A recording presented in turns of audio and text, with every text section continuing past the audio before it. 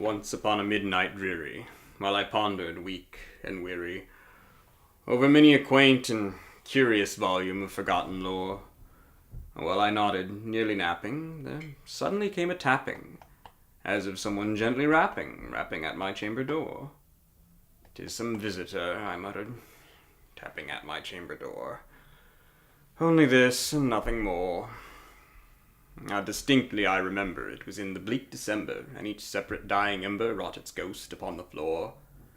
Eagerly I'd wished the morrow. In vain I'd tried to borrow from my book surcease of sorrow. Sorrow for the lost Lenore, for the rare and radiant maiden, whom the angels name Lenore, nameless here forevermore. And the silken, sad, uncertain rustling of each purple curtain thrilled me, filled me with fantastic terrors never felt before, so that now, to still the beating of my heart, I stood repeating, "'Tis some visitor entreating entrance at my chamber door. Some late visitor entreating entrance at my chamber door. This it is, and nothing more." Presently my soul grew stronger, hesitating then no longer.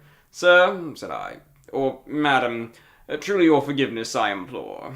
But the fact is, I was napping, and so gently you came rapping, and so faintly you came tapping at my chamber door, that I scarce was sure I heard you. Here I opened wide the door. Darkness there, and nothing more. Deep into that darkness peering, long I stood there, wondering, fearing, doubting, dreaming dreams no mortal ever dared to dream before.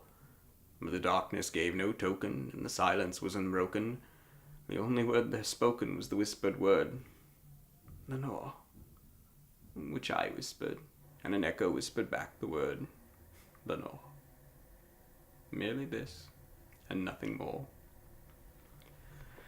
Back into my chamber turning, all my soul within me burning, soon I heard again a tapping, somewhat louder than before. "Surely," said I, "surely that is something at my window lattice. Let me go see what thereat is, and this mystery explore. Let my heart be still a moment, and this mystery explore. 'Tis the wind, and nothing more." Open here I flung the shutter, when with many a flirt and flutter, in there stepped a stately raven of the saintly days of yore. Not the least obeisance made he, not an instant stopped or stayed he, but with mien of lord or lady perched above my chamber door, perched upon the bust of Pallas there above my chamber door, perched and sat, and nothing more. Then this ebony bird beguiling my sad fancy into smiling by the grave and stern decorum of the countenance it wore. "Though thy crest be shorn and shaven, thou," I said, "art sure no craven, ghastly grim and ancient raven from the night's Plutonian shore. Tell me what thy lordly name is on this night's Plutonian shore." Quoth the raven, "Nevermore." Much I marvelled this ungainly fowl to hear discourse so plainly, though its answer little meaning, little relevancy bore. For we cannot help agreeing that no sublunary being ever yet was blessed with seeing bird above his chamber door, bird or beast upon the bust above his chamber door, with such a name as Nevermore. But the raven, sitting lonely on that placid bust, spoke only that one word, as if his soul in that one word he did outpour.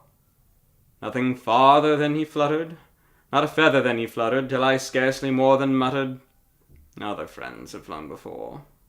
Tomorrow he will leave me, as my hopes have flown before." Quoth the raven, "Nevermore."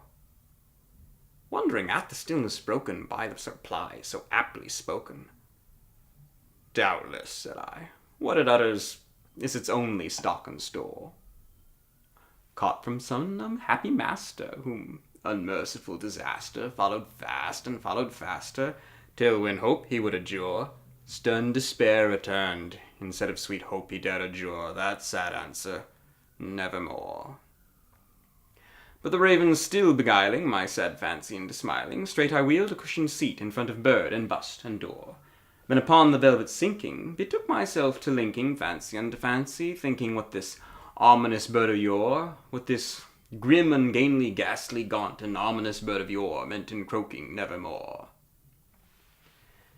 This and more I sat, engaged in guessing, but no syllable expressing to the fowl whose fiery eyes now burned into my bosom's core. This and more I sat divining, with my head at ease reclining on the cushion's velvet lining, with the lamplight gloating o'er. But whose velvet violet lining, with the lamplight gloating o'er, she shall press, nevermore. Then methought the air grew denser, perfumed from an unseen censer, swung by angels, whose faint footfalls tinkled on the tufted floor.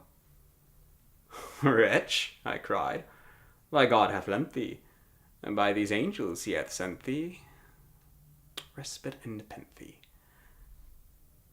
Let me quaff this kind nepenthe, and forget this lost Lenore.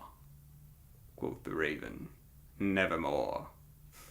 Prophet, said I, thing of evil, prophet still, if bird or devil, whether tempter sent, or whether tempest tossed thee here ashore. Desolate yet all undaunted, in this desert land enchanted, in this home by horror haunted, tell me truly, I implore, is there balm in Gilead? Tell me, I implore. Quoth the raven, nevermore. Prophet, said I, thing of evil, prophet still, if bird or devil, by the heaven that bends above us, by that God we both adore, tell this soul with sorrow laden, if within the distant Aidenn it shall clasp a sainted maiden, whom the angels name Lenore. Clasp a rare and radiant maiden, whom the angels name Lenore. Quoth the raven, nevermore. Be that word our sign of parting, bird or fiend, I shrieked upstarting.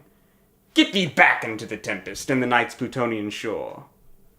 Leave no black plume as a token of the lie thy soul has spoken, and leave my loneliness unbroken. Take thy form from off my door. Take thy beak from out my heart, and take thy form from off my door. Quoth the raven, nevermore.